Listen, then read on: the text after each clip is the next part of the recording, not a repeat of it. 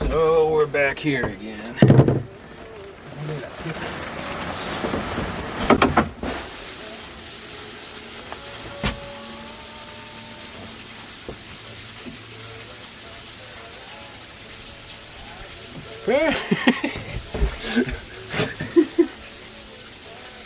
Apparently we had a lake form up front. And it's just fell and it's draining now. But, as I was saying, I got the outdrive on.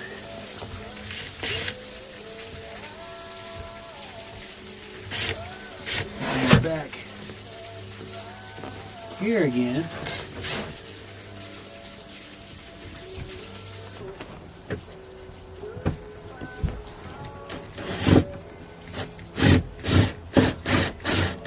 God. Dang it.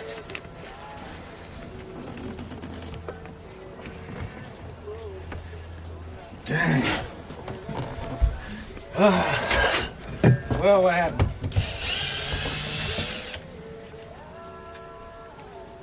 Oh, that's what happened. Okay, that's good news. So we don't have to take that off. We found the problem right here. I do need some tape, but I also don't want to get it right now, so.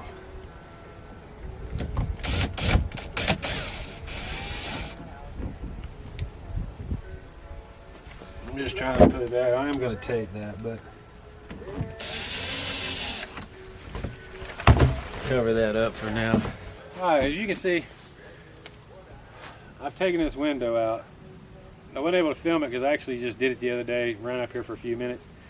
If you do not have one of these, don't have to be a porter cable, get one.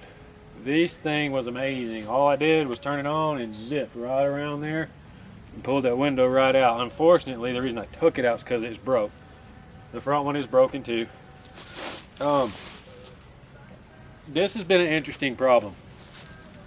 I looked on Lowe's because they deliver to me once a week, and they have Lexan. You don't really want to use plexiglass because it's going to crack really easy. Lexan will be a lot better. They have sheets of Lexan, but they're clear. And that's probably, I don't know, $80, $90. So I got the bright idea. I'm like, well, they deliver every week. I'll just get a sheet of clear because they didn't have smoke big enough.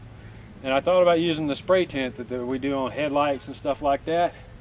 Well, then I got to price it up. And 2 cans of that spray tint stuff is like 50 bucks. And it only lasts about a year. So I'm like, the amount that it's going to take to cover these windows is insane. So I went online, and the windows that are 63 inches, this window is 63 inches. It's 93 inches overall. So the smallest piece we can use is 63 inches. Well, I went online, I looked around trying to find smoked Lexan at a decent price, and I finally found a piece. I figured out a piece 72 by 24 will work to cut all 4 of those pieces. And it was about, I don't know, $80, $90. I was like, well, that's pretty cool. I'll just order that. Well, when I put it in the cart, sure enough, I get to the shipping part, it was $340 to ship it. The length, UPS, FedEx, and all that, they won't ship anything over 58 inches. So that being too long, it has to be drop shipped by an actual shipper, and yeah. So, needless to say, as of right now, I still don't know what I'm going to do.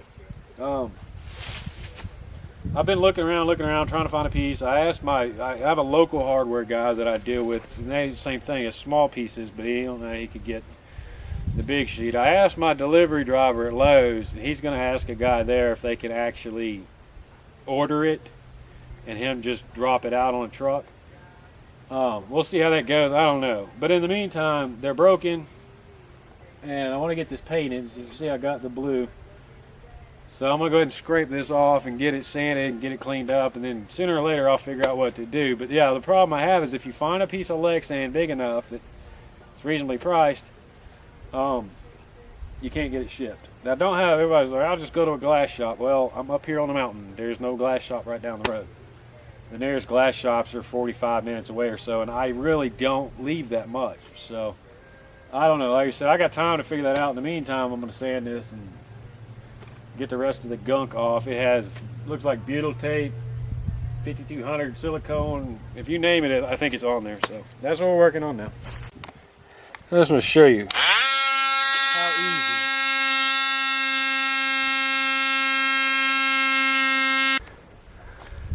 So a little of that tool, a little sanding, and a little bit of razor scraping to get all that silicone off. We got those cleaned up. It's a start.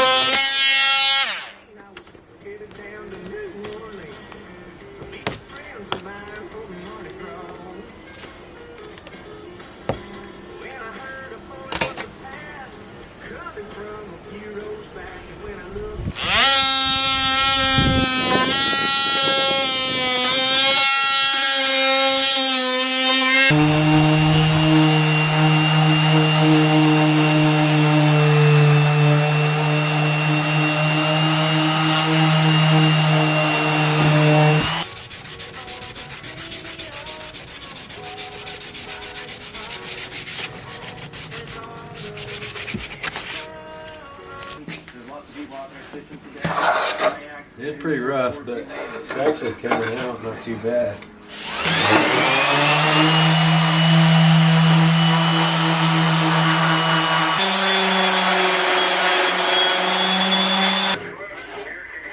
Wood ought to be something I can get right. I went up today and put a third coat on that blue. It's getting close. It's real close. One more coat, I think we got it finally. Can't believe it's taken 4 coats. Hopefully 4 doesn't. It's just really close. And yeah, I didn't film any up there today, but I put the third coat on the blue. And I actually primered some of the cabin top. And I pulled out the what was supposed to be the bimini enclosure. Kind of pissed about that one. Really? Because when I emailed the guy about the boat, I told him, I said, if it has the enclosure, it's worth me having it shipped over. Well, guess what? It's got a ripped up piece of crap, and I can't even get the frames to go together. So it does not have a bimini or enclosure. It's just crap. It's got to be thrown away. So I'm kind of pissed about that, because that's quite expensive. But I'm really like quite frustrated. In all reality, that boat should have been scrapped. But I'm the idiot that bought it, so I got to make the best of it. That all seem to be deliberately planted. So the rail came out pretty nice. Will solving it take skill, persistence, and courage, or will it require something more? 3 coats on it now. The island was intentional. I might put a couple more on there. So that only someone with the... Oh! The way to start. Ow. Alright, so as you can see, the outdrive is finally back on. Unfortunately, with the weather and being busy down there, I just didn't have time to film it. It was just jumping in between rain, and I'm super busy. It's this busy season for my business. Like I said, I had damaged the shift cable, so I came up here to put the new shift cable in, and I couldn't get it in. What I ended up having to do was get, thankfully I did not take that frame down. I thought about it, but thankfully I didn't, because what I actually had to do was go in and lift the motor back up again. But I accomplished a couple things in doing that. For one, I got the cable in. I got it installed. And I'm like, well, while we're here, since we've gone this far with it, let's just get it done. So, remember I had a hard time getting the outdrive on the first time. So, while I had the engine lifted up, I adjusted the back bolts on the motor instead of just the front. And I got the alignment shaft where you could just slide it in with 2 fingers. You could spin it and it actually still spin another half a turn. But the outdrive still was not just set it on. I actually, you know, I had the same thing. I had to use the ratchet strap and had to crank it down. Like I said, I read where somebody else had a problem. Everybody was like, man, something's wrong, take it back off. He came back and had said that, you know, it was still working and nothing was wrong. But same thing, I could not have got that shaft any straighter than it was. But yeah, I got that adjusted. Finally got the outdrive on. I've been doing a little sanding and painting here when I get a chance. We had a horrible storm last night, so I was scared one of these trees was going to be down on this thing today. But since it was a nice day and I'm too tired to do anything else, I came up here and put some paint on. Another thing I noticed is when I tried to start, I got everything hooked up, so just for the heck of it, see if the motor would start. It would not start. So I was like, well, I came up here and I checked the pulled the fuel line off and it seemed to have fuel, so I was like, oh, it must be spark. So I hooked up a multimeter and turned it over and there was spark. So I'm like, man, something's not right. That's when I noticed something that I'm glad I found and I'm going to correct. I didn't put the old thick gasket back in when I put the carburetor back on, and linkage on the side actually hitting the nut on the top of the manifold. So I'm glad I found that, but what I did was I pulled the linkage off and just turned it by hand, and there was no gas coming in through the butterflies. So I'm like, okay, it is a fuel problem. I had that new fuel pump that I couldn't put on before because I didn't have the fittings. Well, while I was getting supplies and stuff, I picked up a couple of fittings for it. So I came up here, I put the new fuel pump on. I put the old carburetor plate back on for now. I actually ordered a 1-inch riser for it, so I have to install that. But anyway, I put the fuel pump on and turned the key and bam, she started up. I shut it right off because I still needed to put oil in here and stuff.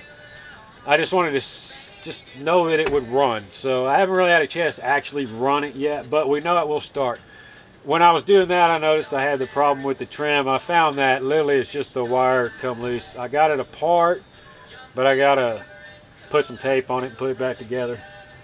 But yeah, at least now, like, we literally have a running boat. I'm still battling the issues with how I'm gonna get these side windows. But yeah, that's just want to give you an update on where we are now. Sorry I couldn't film more of what I was doing. It's just been like super rushed, man. Like I said, when I came up here and put that cable, I had no intention on doing all that I did. It's just that I got so far into the mess, I'm like, well, we might as well just do it now while we're up here. So yeah, it cost me a day and I paid for it. I had to work at night to catch up, but yeah, this is back on. Putting some paint on there, working on the windows. At least I'm making some headway, but just wanted to let you know what was going on. Oh.